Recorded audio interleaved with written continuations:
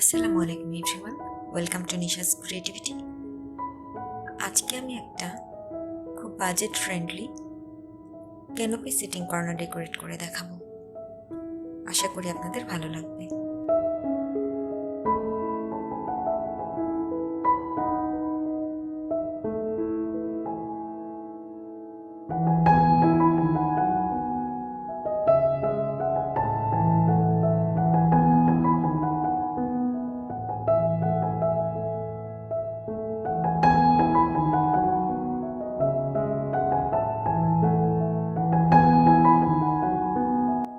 মূলত এই জায়গায় আমি সিটিং কর্নার অ্যারেঞ্জ করব।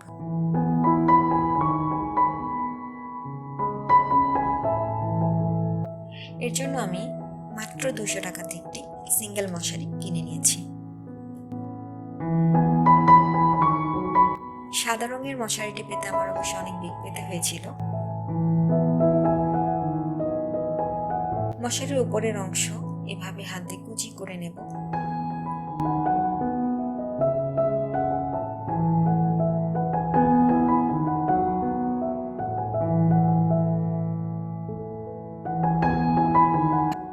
এরপর দুটি ফিতা দিয়ে এভাবে বেঁধে নেব। আপনারা যদি কোনো নেট কার্টেন অথবা নেট কাপড় ইউজ করতে চান তবে সেখানে কোনো হেয়ার ব্যান্ড অথবা সুতা দিয়েও বেঁধে নিতে পারেন।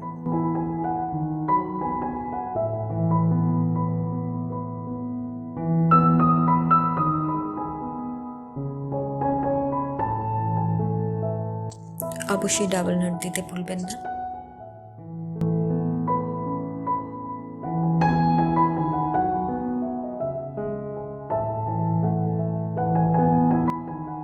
এবার এটি দেয়ালে ঝুলিয়ে দেব।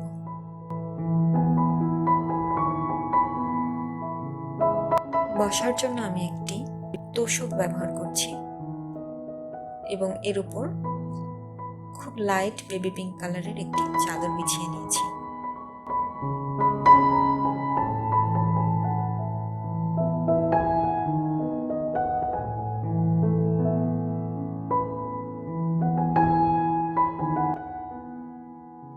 এরপর নেট এভাবে গুছিয়ে নেব এবং আমাদের ক্যানোপি সিটিং কর্নারের মূল স্ট্রাকচারটি রেডি। এই ড্রিম ক্যাচার বানানোর ভিডিও অলরেডি আমার চ্যানেলে রয়েছে।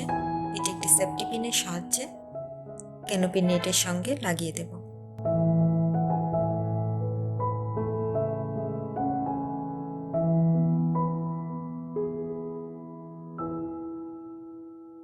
এই কুরুশ কাটার কুশন কভারগুলো আমার মায়ের বানানো।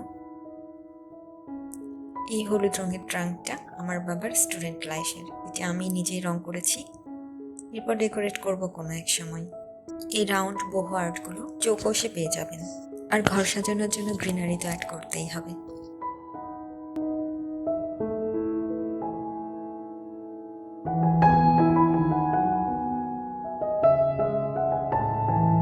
আমি আমার বাসায় থাকা এই টুলটির উপর একটি নেট কাপড় বিছিয়ে দিচ্ছি।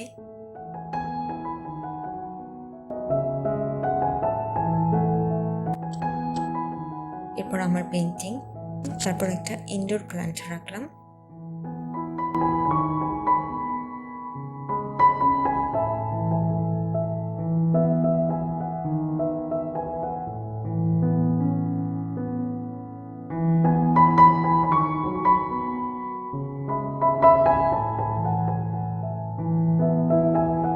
বহু আর্টগুলো পেয়ে যাবেন ফেসবুক পেজ চৌকশে।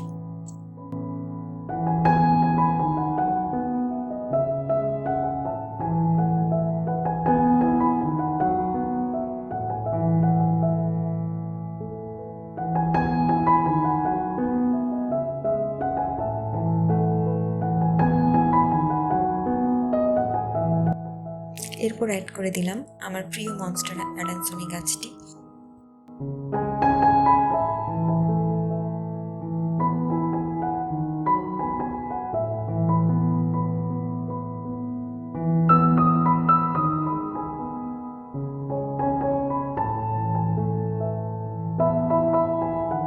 আসলে ঘর সাজাতে সবুজের সমারোহ না থাকলে খুব প্রাণহীন দেখায়। আমার মনস্টারা অ্যাডামসনি গাছটির পাতাগুলো কেন যেন হলুদ হয়ে যাচ্ছে। এর কারণটি আপনারা জানলে প্লিজ আমাকে জানাবেন।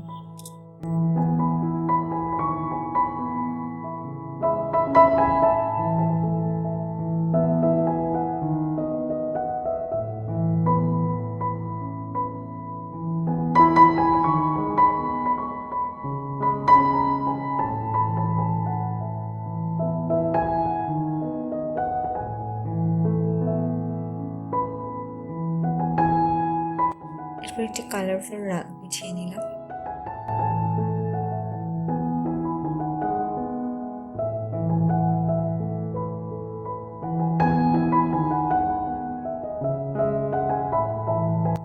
সবশেষে ফেরি light, and this is the final look.